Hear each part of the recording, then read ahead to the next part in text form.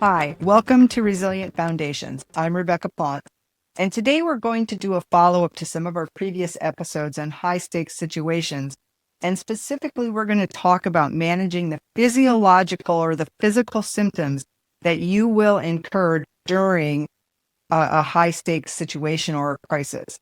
Your body responds to the stress. You're going to have adrenaline, cortisol. You may experience fight, flight, freeze in these types of situations.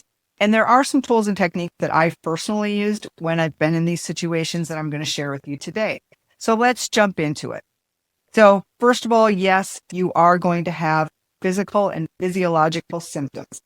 Your body is going to be in fight or flight or freeze mode. The cortisol's going, the adrenaline is going, stress hormones are spiking. You may have racing mind, racing heartbeat. So all of these physical things are going to happen. Maybe even muscle tension.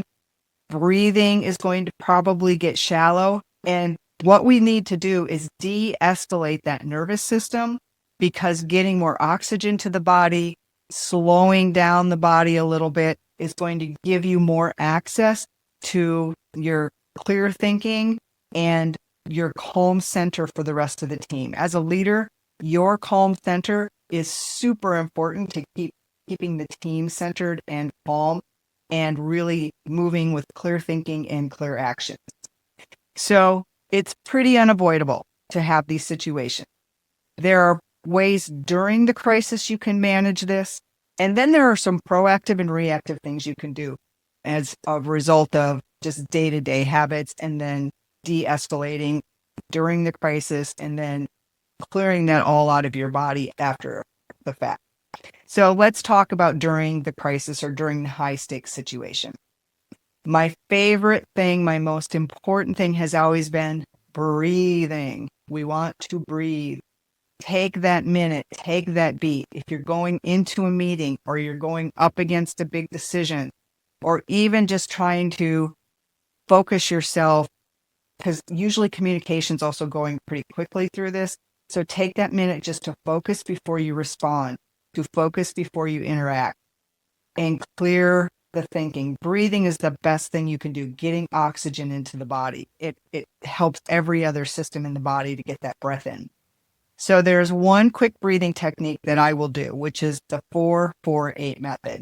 So it's put your feet on the ground, get a nice straight back, close your eyes if you want to, but breathe in through your nose 4 beats. So, and then you hold that for 4 beats, and then breathe out through your mouth for 8 beats. And you want to get that oxygen all the way into the belly. You want to breathe that air all the way into the belly, because the more you can do that and get it all the way into the belly expanding, you're going to move more oxygen through the body. So it'll give you that physiological reset you want to have in the midst of the crisis. It gives you more mental clarity. It will help you focus, and it will give you more de-escalation of the nervous system and emotional regulation. Breathing, the most important thing you can do. Do it as often as you can and remind yourself. When I'm in the midst of, say, a very fast-moving crisis, I will even set my alarm or my timer. So wherever I have a timer I can set, I'll set a reminder to make myself do that like every 15 or 30 minutes, just to force the remember to breathe moment, and then take that action. It only takes a minute or two to really calm the system down by breathing. If you have 5 or 10 minutes and you have the ability to just run outside and go for a walk, a 5-10 minute walk, getting out again in the fresh air, getting sunshine if you have sunshine available, all of those things will also help the nervous system calm down. Or if you can get on a treadmill or a bike somewhere, an exercise bike for a few minutes, that'll help as well, just to calm that system down. Nothing else you could do jumping jacks in your office, right? Just something to get the oxygen again moving. If you do the breathing and you're still feeling anxious, sometimes that extra physical movement will move it out of your body. Another thing you could do is pump the jams. Pick up your favorite happy music and do a couple of happy dances, listening to your favorite music. That de-escalates the system. It's a mood raiser, and anytime you can raise the mood, it'll also help you decompress and de-stress. If you're at home, give your loved ones or your pets a hug. I have 3 dogs, and they get a lot of love when I'm in a crisis. And then last but not least is supplements. One of the things I use is supplements when I'm in a crisis. One thing is called neurogum, and I will chew that at different moments because the neurogum is helping my mental capacity. It actually has supplementation in it that helps with your thought processes. And then magnesium. So magnesium is a calming. I take something called Natural Calm, and that helps me. I can take that on an everyday basis, but that actually will help me when I'm in a crisis to really, again, calm the nervous system down. There are many other types of supplements you can take. Just go out and do some research, talk to your doctors. But those are the 2 that I have tried to use most often. Magnesium is probably the best one for me anyway. But again, talk to your doctor, go out and do some research, see what works for you.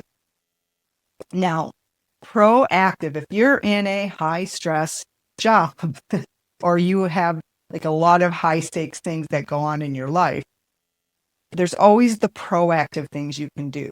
So wellness activities that help you manage cortisol and adrenaline on a daily basis can really help when you get into that crisis. Your body and your mind and your emotions are already in a good state to be able to take that bump and still manage really well. If you on a daily basis are running a lot of anxiety and stress and not managing that and not getting it out of your body, then when you hit that high stake situation, you hit that moment of crisis, you are going to be even more escalated and elevated. And it's going to be even harder for you to lead and hold your mental clarity in your calm center because you're in that anxious state on a daily basis. I tend to run a lot of anxiety. So these practices really help me. And I have a condition that also is very triggered by cortisol. So if I get too much cortisol in my body, I can have symptoms that are like flu-like. So I have to do these things on a regular basis anyway, because then when I get into the crisis, which I've done a lot of them, run a lot of crises in high stakes situations, not managing on a daily basis means that when I get into those situations, I come out pretty wrecked. And you don't want to do that to your body on a regular basis. So here's some things for proactive stress and wellness management. Sleep. Sleep is one of the most important changes I made in my personal life. I actually went out and did some research on like what things can I do to get better sleep. I am heavily stimulated by lights in the room. I had to get rid of all the lights. If you walk into my bedroom, I have like Band-Aids and stickers all over the things how many things have little lights on them, red light, green light, yellow light, whatever. Everything's got a sticker over it so that there's no light showing. Like my fire alarm has that little red light on it. It's got a sticker over it. I don't want to see that at night. And there's so many when you really start to look at it. You have so many different lights. LED clocks, I can't use them.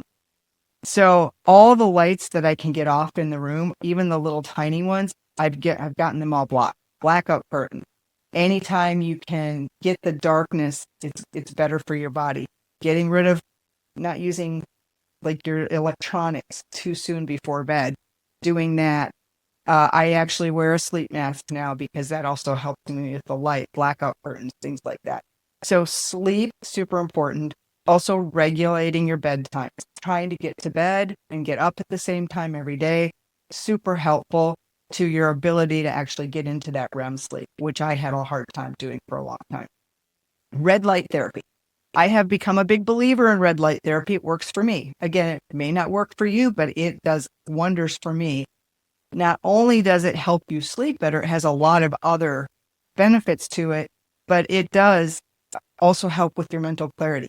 Helps me quite a bit. So I have become a big believer in red light therapy, and you can get all different kinds of lights and lamps that you can use. Prayer and meditation.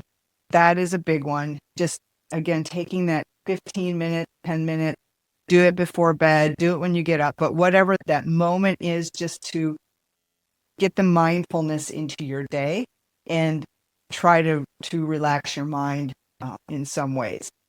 Exercise, always an excellent option, keeps the physical wellness up, whatever works for you. I walk my dogs every day. So that is one way I get daily outside in the sun, get my body moving, enjoying my animals, and then I can supplement that with other things.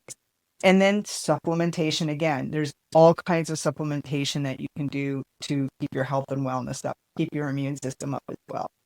One of the resources that really I enjoyed was a book called Unstoppable by Ben Angel. Great videos out there as well if you want to listen to the podcast. He himself had done a lot of research, was having his own issues with stress and focus and things like that. So he went on the journey to figure out what types of things can you do.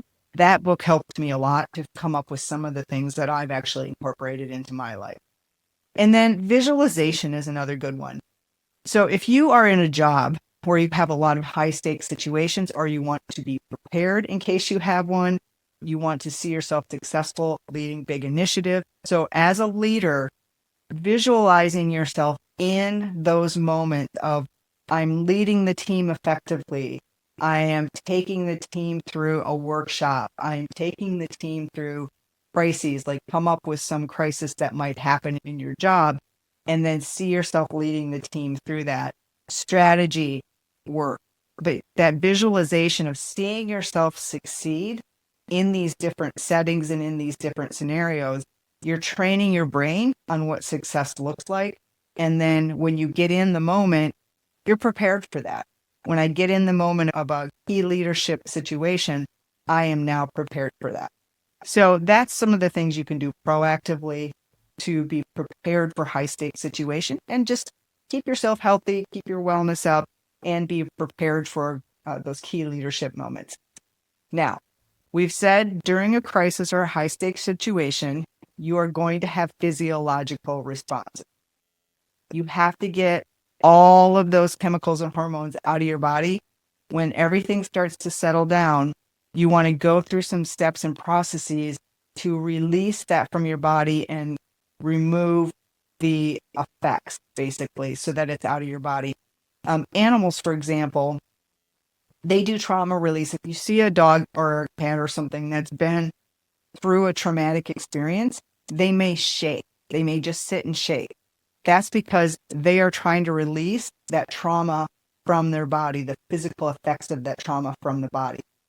There's no question a crisis in a high-stake situation will create something that will feel like trauma in the whole system. The mind, the body, the emotions, you'll feel that in the whole system. So getting that out is what we're going to be after when it's over. So there are several techniques that I've personally used. One's called the emotional freedom technique, or EFT. That actually involves, you can get videos on it, but it involves like tapping on different places and then going through a circuit to it's really resetting the circuitry. And you'll feel yourself go through this process of release. When you start, you'll say, okay, I'm feeling this emotion, and it maybe is at an 8. Anxiety would be 1.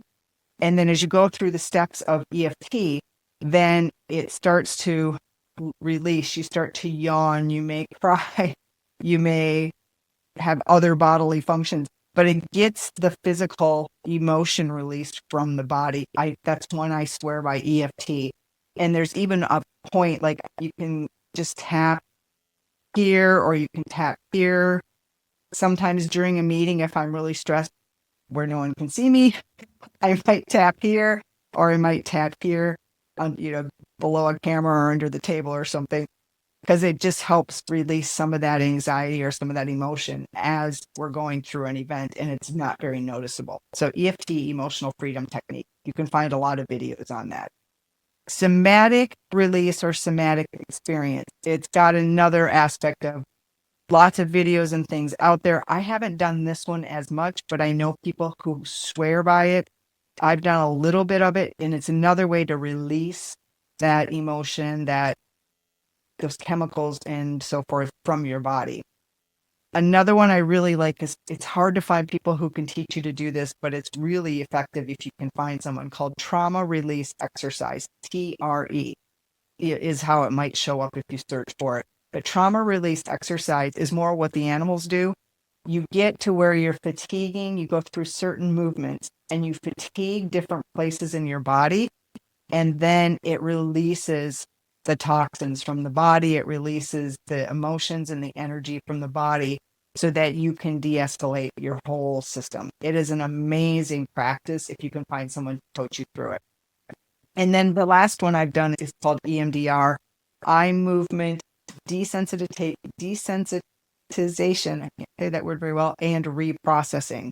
This one, again, it's usually best done with a practitioner. And what they do is they basically have something that gets your mind going left to right. It's a clicking sound or an eye movement. And it tries to break that programming in the halves of your brain, basically. And then you go through some words. People do it a little bit differently. I've had different practitioners do it different ways with me, but in every case, it's been very effective. The one you can probably do easiest on your own is EFT, or emotional freedom technique. And again, lots of great videos out there of people who can walk you through how to do that. Wrap up. Lots of things happening in the body during a high stakes situation. Managing the physiological stress before, during, and after. I would still go back and say the number one thing is breathing and getting breath into the body. And that can happen in all stages, but in particular during a crisis, if you pick one thing to do, I strongly recommend learning some breathing techniques and how to just pick those up very quickly when you're in the midst, and then do them repeatedly throughout the period of high stakes situation. Getting oxygen to the body is very, very mission critical when you're under physiological stress, and you can de-escalate that whole nervous system so quickly just by breathing. But we've talked about several other things, so maybe pick some of those other ones. But again, breathing is the one I most strongly recommend getting into practices with, and then you can add as you go. So thank you for joining me today. I hope this information was helpful for you. And if you are interested, check out my website on leadership offerings that we have. And I hope to see you at the next session.